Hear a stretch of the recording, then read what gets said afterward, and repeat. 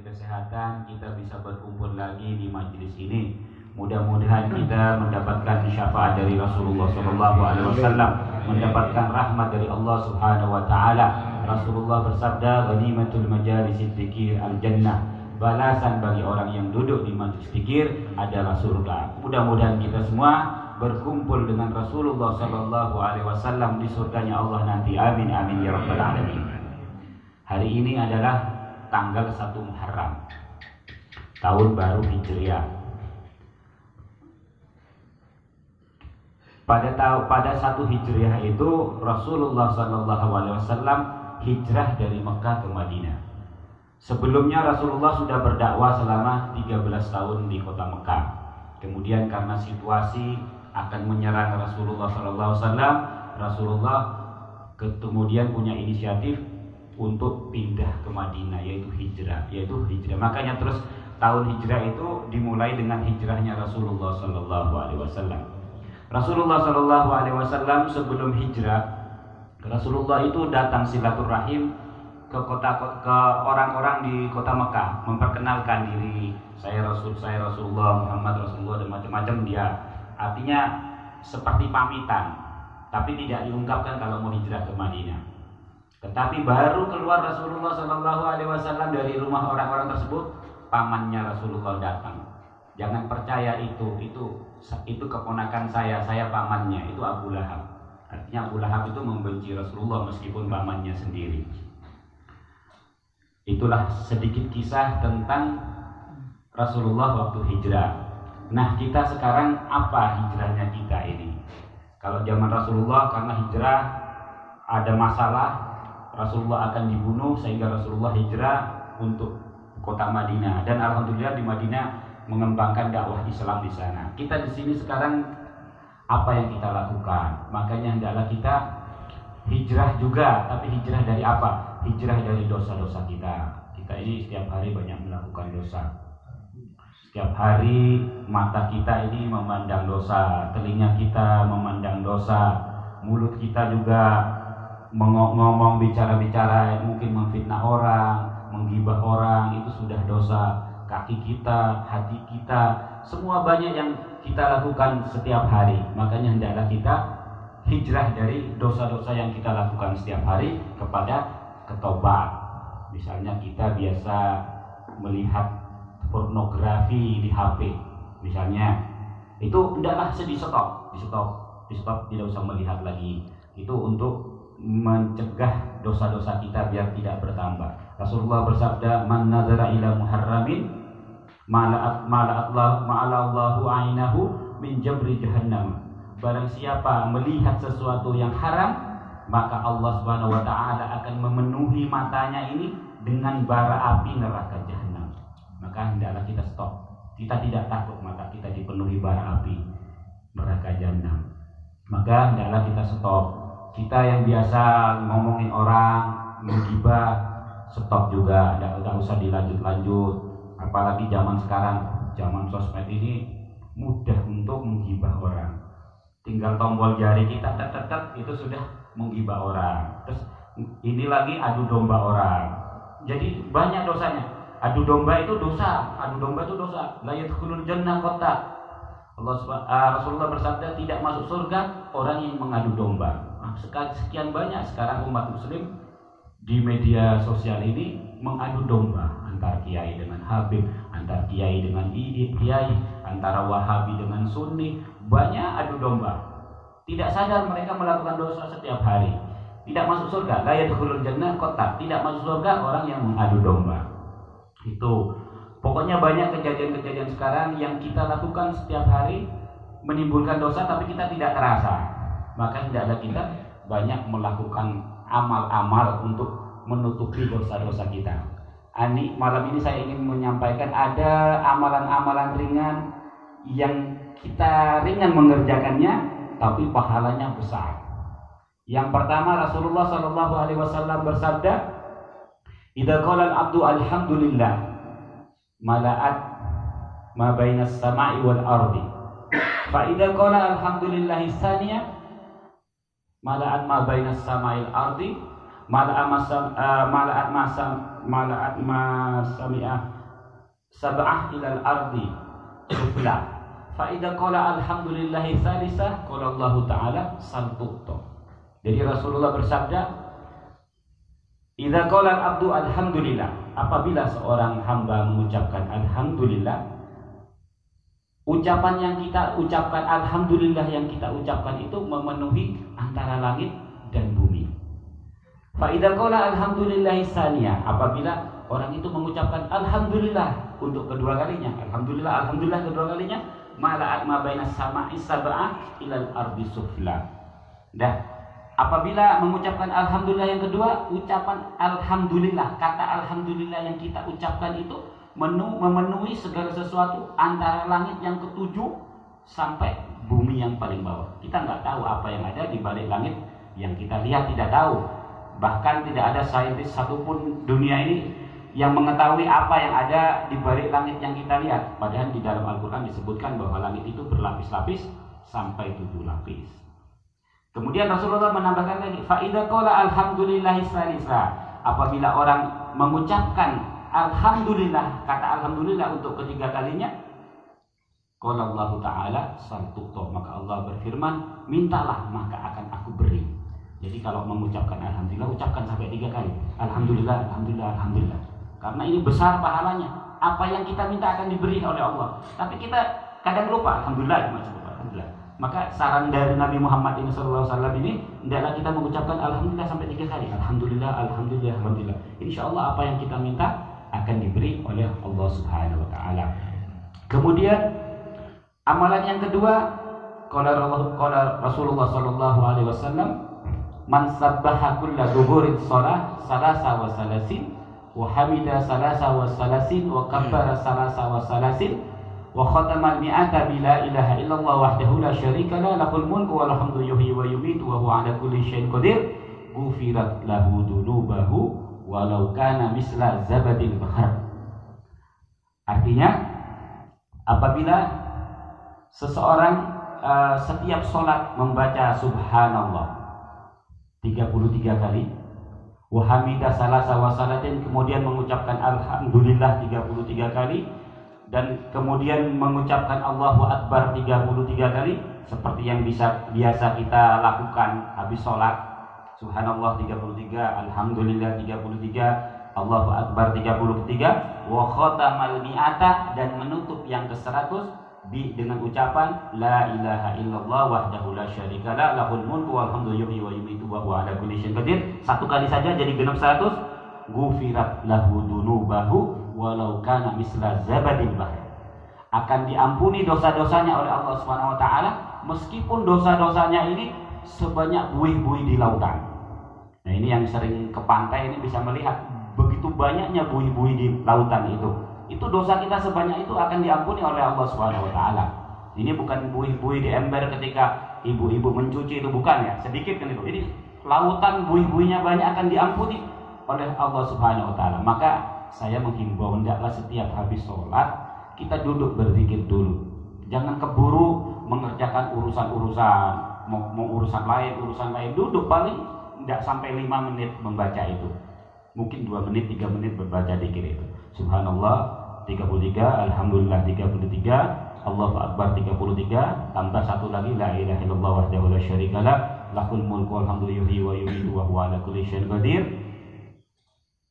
Cukup sudah 1 kali, maka dosa-dosa kita akan diampuni oleh Allah Subhanahu wa taala. Amin amin ya rabbal alamin.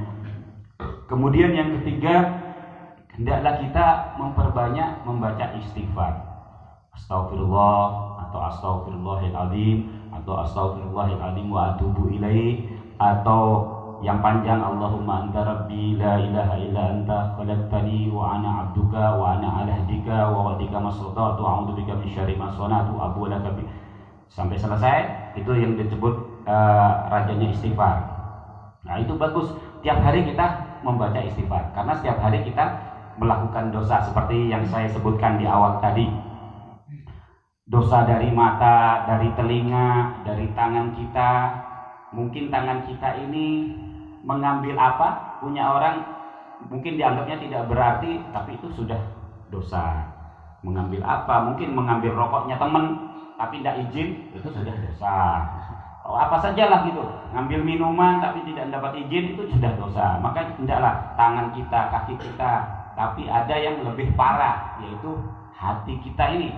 Kalau kita ini hatinya tidak kelihatan, nggak hati kita ini, misalnya punya hati dengki, sombong, riya, membenci orang, apa itu urusan hati tidak kelihatan. Kalau mata kelihatan kan, melihat memandang yang haram kelihatan sudah. Kalau hati ini tersembunyi, sampai Rasulullah SAW itu mengatakan, ar-riya'u fi ummati ahfah min dabibin namal.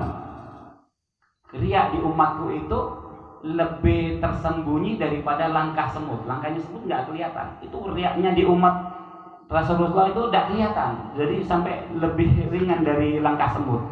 Sampai disebutkan gitu. Juga riya ini lama-lama menjadi syirik. Ar-riya'u syirkul azgar. Riya ini lama-lama akan menjadi syirik. Maka hendaklah kita memperbaiki hati kita. Menjaga jangan sampai dengki, jangan sampai sombong, jangan sampai riya dan sebagainya.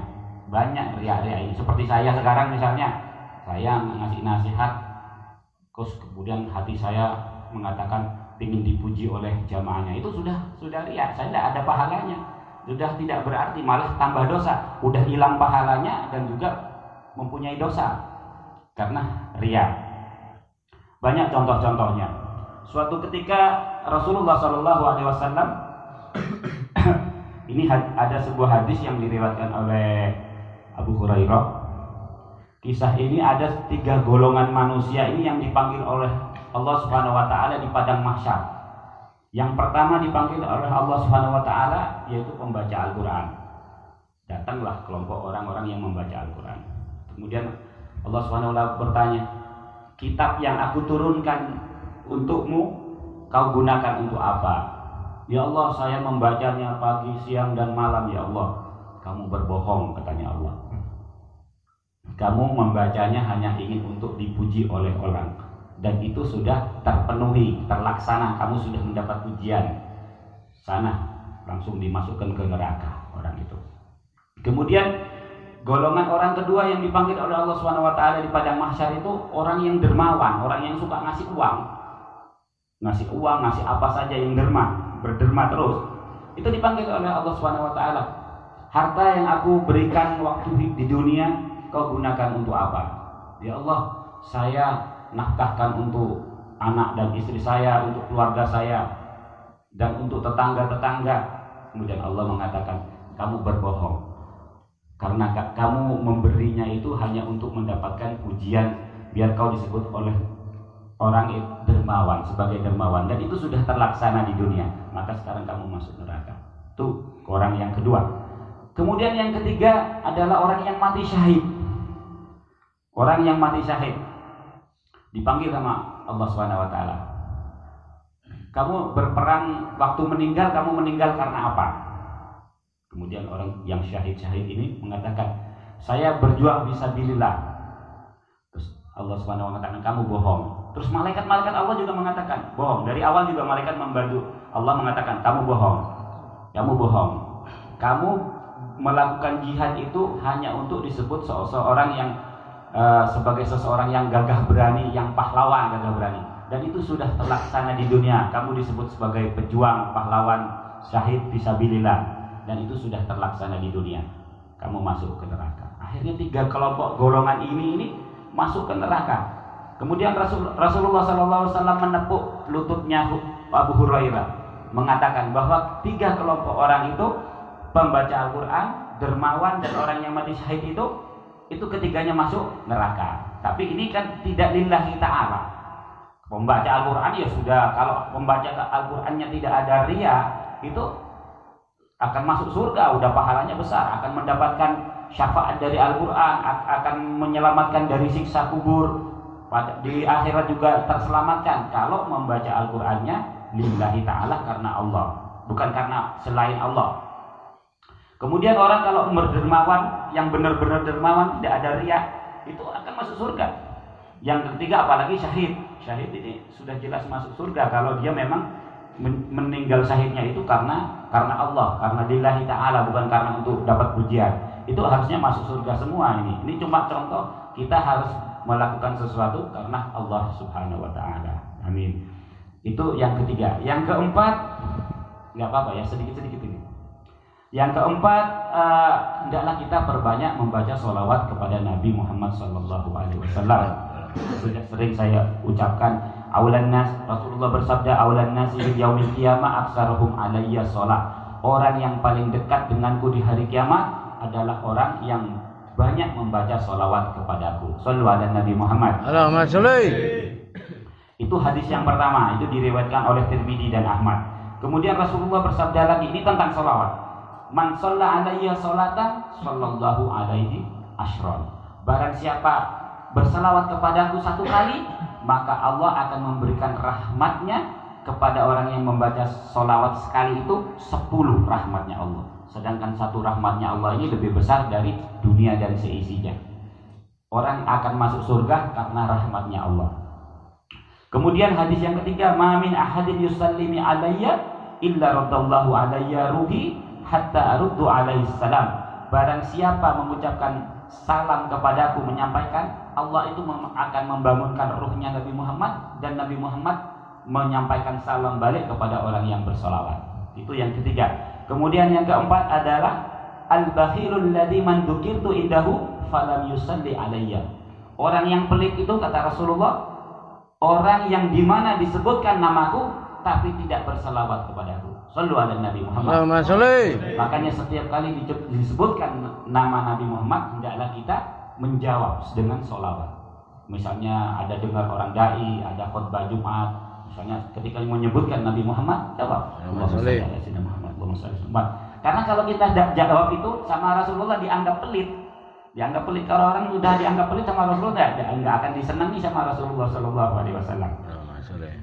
Kemudian inna min afdali ayyamikum yaumal jum'ah. Sesungguhnya hari yang paling afdal itu adalah hari Jumat. Kata Rasulullah nih, fa aksiru alayya, maka perbanyaklah bersalawat kepadaku. Minas sholati fi fa inna sholatukum ma'rudatun alayya. Sesungguhnya salawatmu itu akan disampaikan, dihidangkan kepadaku. Ini sabda Rasulullah. Kemudian yang terakhir, Rasulullah bersabda, inna du'a mauquf bainas sama'i wal ardi. Sesungguhnya doa itu terhenti antara langit dan bumi. Tidak sampai doa itu kecuali hatta tusalliya ala nabi. Inna du'a mauquf bainas sama'i wal ardi la yus'adu minhu syai'un hatta tusalliya ala nabiyyik. Sesungguhnya doa itu mauquf. Mauquf itu terhenti antara langit dan bumi, kecuali doa itu diucapkan sholawat. Sebelum berdoa ucapkan sholawat, dan setelah berdoa ditutup dengan sholawat, maka itu akan nyampe doa itu. Tapi kalau kita berdoa tanpa sholawat tidak akan sampai. Ini sabda Rasulullah SAW. Mudah-mudahan kita banyak berdoa, banyak bersolawat kepada Nabi, amin. Banyak mengucapkan alhamdulillah 3 kali, banyak berzikir subhanallah walhamdulillah wa la ilaha illallah Allahu akbar setiap habis sholat. Ini pesan Rasulullah semua. Kemudian satu hadis lagi yang terakhir, Rasulullah SAW, hadis ini ada di kitab Bukhari. Di kitab Bukhari hadis terakhir yang 7.200 berapa itu, Rasulullah bersabda, kalimatani habibatani ilar rahman. Kalimatani habibatani ilar rahman. 2 kalimat yang dicintai oleh Allah Subhanahu wa taala, khafifatani 'alal lisan, ringan dalam ucapan, ringan di lidah, khafifatani 'alal lisan, sakilatani fil mizan. Tapi akan berat di timbangan nanti, di timbangan akan berat, yaitu subhanallah wa bihamdi subhanallahil azim. Jadi 2 kalimat ini, subhanallah wa bihamdi subhanallahil azim, kan ringan, hanya 2 kalimat, 2 kata, subhanallah wa bihamdi subhanallahil azim. Tapi katanya Rasulullah ini ringan di lidah, tapi akan berat di timbangan. Nanti di yaumul mizan itu akan menjadi berat timbangan kita, timbangan kebaikan kita. Maka hendaklah kita banyak membaca subhanallah wa bihamdi subhanallahil azim. Usahakan, saya punya kebiasaan membaca subhanallah wa bihamdi subhanallahil azim itu setiap habis sholat subuh. Setiap habis sholat subuh, habis dikir-dikir, saya baca 100 kali subhanallah wa bihamdi subhanallahil azim, astagfirullah. Saya tambahin astagfirullah. Subhanallah bihamdi, subhanallahil azim, astagfirullah 100 kali.